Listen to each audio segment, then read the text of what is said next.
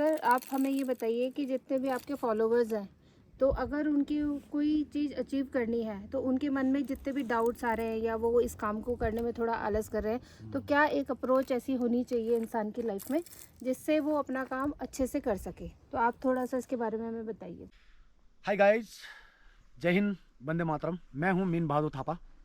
तो आज मैडम ने पूछा है कि मेरी एक ऐसी इंस्पायर स्टोरी जिसे लोग सुन के थोड़ा जो डिस्टर्ब रहते हैं लाइफ में। मेरे पास बहुत कॉल मैसेज आते हैं लोगों के, सर हम ऐसे हो रहे हैं, कैसे करें, क्या करें।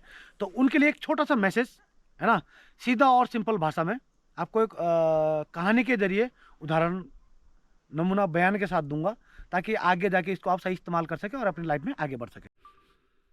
तो दोस्तों, जब मैं पहली बार यूनिट में गया था तो मुझे दो टास्क मिले थे एक साथ। एक तो मिला था मुझे कुछ आईपी तैयार करनी थी मुझे किसी वेपन के बारे में, जिसका बहुत लंबा ट्रेनिंग चलता है 6 महीने। और एक मुझे मिला था कराटे बॉक्सिंग का कुछ प्रैक्टिस करना था।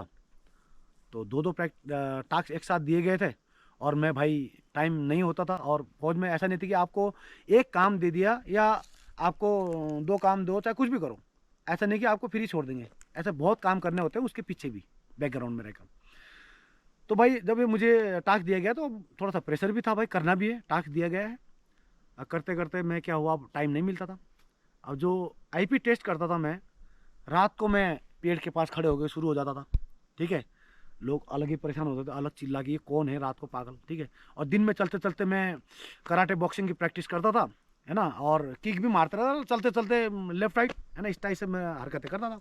तो एक हमारे सीनियर हवलदार हुआ करते थे, उन्होंने किसी को बोला यार, तो मेरे को काफ़ी दिनों से रीड कर रहे थे, एक हफ्ते तक वो रीड करा, उन्होंने बोला समझ में नहीं आया, मैं उनको ना मेरा कैरेक्टर समझ में नहीं आया उनको। तो किसी और को बोलते हैं यार ये लड़का पागल तो नहीं है, कोई मेंटल केस तो नहीं है, 10 नंबर फॉर्म तो नहीं है इसका कहीं, है। दूसरे से पूछते, काफ़ी सीनियर हवलदार है, अभी रिस्पेक्ट करता हूँ मैं उनका, अभी मुंबई में है वो। तो लोगों ने बोला नहीं नहीं सर, उसको कुछ टास्क मिला हुआ, वो करता अपने टाइम से। बोला नहीं यार, उनको फिर भी डाउट हुआ। फिर वो 1-2 महीने तक फिर मेरे को थोड़ा ऑब्जर्व में रखा उन्होंने, 1 महीने तक शायद। उसके बाद फिर लोगों से पूछा, फिर लोग आए, बोलो तेरे को तो पागल समझने लग गए भाई लोग, क्यों कर रहा है ऐसा। तो ऐसा हुआ तो मैंने कहा चलो कोई बात नहीं, सिंपल सी बात है, मैं जिस काम के लिए मुझे बांटा गया था उस काम में मैं इतना बिजी था कि बाहरी दुनिया क्या कर रही है, सर्दी गर्मी नरमी का मुझे कोई असर नहीं होता था। यहाँ तक तो ठीक था। अब सर को समझ में नहीं आ रहा था है क्या, कौन सी चिड़िया है ये, क्या चीज़ है ये, उनको कुछ समझ में नहीं आ रहा था मेरा। तो काफ़ी लोगों से बात भी कर रहे थे, लोगों ने बताया भी वो ऐसा कर रहा है सर, वो ट्रेनिंग कर रहा है, ये कर रहा है, बट कुछ ना समझ में आया उनको। देखते रहे, उसके बाद वो कई लोगों से बातें भी करते रहे, लोगों ने उनको बताया सर ऐसा नहीं है, ऐसा ही लड़का इतना वो नहीं है, वो ऐसा नहीं है, वो कुछ ट्रेनिंग कर रहा है, पर समझ में नहीं आया सर को कि इतना यार कर रहा है। रात को खड़ा हो जाता है, रात को 3-4 बजे 2 बजे पेड़ के पास खड़े होकर चिल्लाने लग जाता है, चलते चलते किक मारता है, लात मारता है, कहीं ये मेरे को यार लपेट ना ले, कहीं मरोड़ तोड़ ना दे, इसलिए मेरे नज़दीक नहीं आते थे। उन्होंने ये सोचा पागल है, कहीं गलत हो जाएगा इसके आसपास आना भी। वो मेरे पास नहीं आया 1.5-2 महीने तक, कोर्स से आने के बाद भी, है ना। मैं सब कुछ कोर्स करके आ गया, अच्छा मेरा ग्रेडिंग रहा, बहुत अच्छा नाम भी मिला और लोग वहाँ से मुझे पहचानने भी लगे, मेरा नाम भी शुरू हुआ वहाँ से, है ना।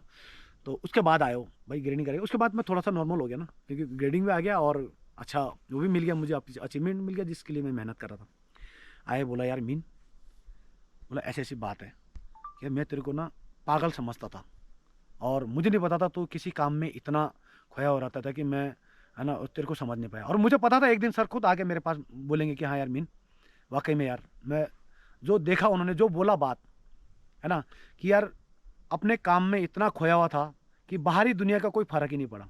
ठीक है, तो कोई भी आप काम करते हो लाइफ में, आपको उस काम में इतना डूबना होता है, आपको इतना उसमें खो जाना है कि आपको कोई भी चीज़ सुनाई नहीं देना चाहिए उसके सिवा, तभी आप जीवन में सक्सेस हो सकते हो।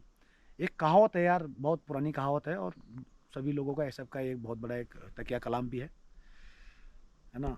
कर खुद को इतना बुलंद कि खुदा खुद तेरे पास आके बोले बता तेरी रजा क्या है। तो भाई काम करने के लिए खुद को उस लेवल तक और उस लेवल तक सोचने की आपकी क्षमता होनी चाहिए, जब आप कोई काम कर रहे होते तो बाहरी दुनिया का आपके ऊपर कोई असर नहीं होना चाहिए। ये मेरा पॉइंट है। और जो समझ गए हैं उनके लिए बढ़िया है, जो नहीं समझे तो ऐसे ही रहना आप। ठीक है, जय हिंद, वंदे मातरम।